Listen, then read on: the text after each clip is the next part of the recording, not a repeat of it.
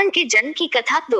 अगस्त्य मुनि ने कहना जारी रखा। पिता की आज्ञा पाकर कैकसी विश्रवा के पास गई। उस समय भयंकर आंधी चल रही थी। आकाश में मेघ गरज रहे थे। कैकसी का अभिप्राय जानकर विश्रवा ने कहा कि भद्रे, तुम इस कुबेला में आए हो। मैं तुम्हारी इच्छा तो पूरी कर दूंगा, परंतु इससे तुम्हारी संतान दुष्ट स्वभाव वाली और क्रूरकर्मा होगी। मुनि की बात सुनकर कैकसी उनके चरणों में गिर पड़ी और बोली कि भगवन, आप ब्रह्मवादी महात्मा हैं। आपसे मैं ऐसी दुराचारी संतान पाने की आशा नहीं करती, अतः आप मुझ पर कृपा करें। कैकसी के वचन सुनकर मुनि विश्रवा ने कहा कि अच्छा, तो तुम्हारा सबसे छोटा पुत्र सदाचारी और धर्मात्मा होगा। इस प्रकार कैकसी के 10 मुख वाले पुत्र का जन्म हुआ, जिसका नाम दशग्रीव रखा गया। उसके पश्चात कुंभकर्ण, शूर्पणखा और विभीषण के जन्म हुए। दशग्रीव और कुंभकर्ण अत्यंत दुष्ट थे, किंतु विभीषण धर्मात्मा प्रकृति का था। अपने भाई वैश्रवन से भी अधिक पराक्रमी और शक्तिशाली बनने के लिए दशग्रीव ने अपने भाइयों सहित ब्रह्मा जी की तपस्या की।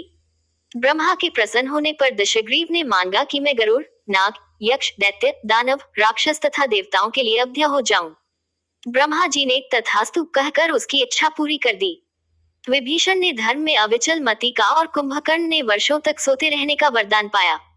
फिर दशग्रीव ने लंका के राजा कुबेर को विवश किया कि वह लंका छोड़कर अपना राज्य उसे सौंप दे। अपने पिता विश्रवा के समझाने पर कुबेर ने लंका का परित्याग कर दिया और रावण अपनी सेना, भाइयों तथा सेवकों के साथ लंका में रहने लगा। लंका में जम जाने के बाद अपने बहन शूर्पणखा का विवाह कालका के पुत्र दानवराज विद्युवेहवा के साथ कर दिया। उसने स्वयं दिति के पुत्र मय की कन्या मंदोदरी से विवाह किया, जो हेमा नामक अप्सरा के गर्भ से उत्पन्न हुई थी। विरोचन कुमार बलि की पुत्री वज्रज्वला से कुंभकर्ण का और गंधर्वराज महात्मा शैलुष की कन्या सरमा से विभीषण का विवाह हुआ।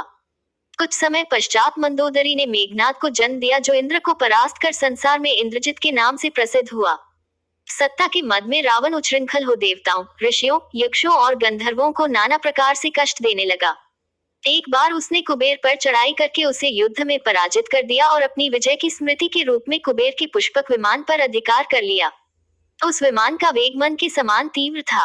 वह अपने ऊपर बैठे हुए लोगों की इच्छानुसार छोटा या बड़ा रूप धारण कर सकता था। विमान में मणि और सोने की सीढ़ियां बनी हुई थी और तपाए हुए सोने के आसन बने हुए थे। उस विमान पर बैठकर जब वह शरवण नाम से प्रसिद्ध सरकंडों के विशाल वन से होकर जा रहा था, तो भगवान शंकर के पार्षद नंदीश्वर ने उसे रोकते हुए कहा कि दशग्रीव, इस वन में स्थित पर्वत पर भगवान शंकर क्रीड़ा करते हैं, इसलिए यहाँ सभी सुर, असुर, यक्ष आदि का आना निषिद्ध कर दिया गया है।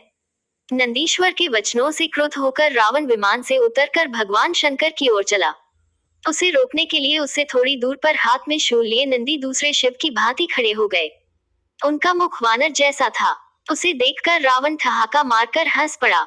इससे कुपित हो नंदी बोले कि दशानन, तुमने मेरे वानर रूप की अवहेलना की है, इसलिए तुम्हारे कुल का नाश करने के लिए मेरे ही समान पराक्रमी रूप और तेज से संपन्न वानर उत्पन्न होंगे।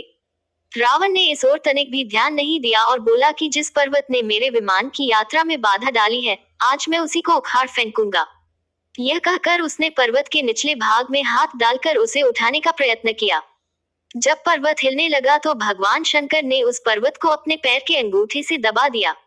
इससे रावण का हाथ बुरी तरह से दब गया और वह पीड़ा से चिल्लाने लगा। जब वह किसी प्रकार से हाथ न निकाल सका तो रोते रोते भगवान शंकर की स्तुति और क्षमा प्रार्थना करने लगा। इस पर भगवान शंकर ने उसे क्षमा कर दिया और उसके प्रार्थना करने पर उसे एक चंद्रहास नामक खग भी दिया।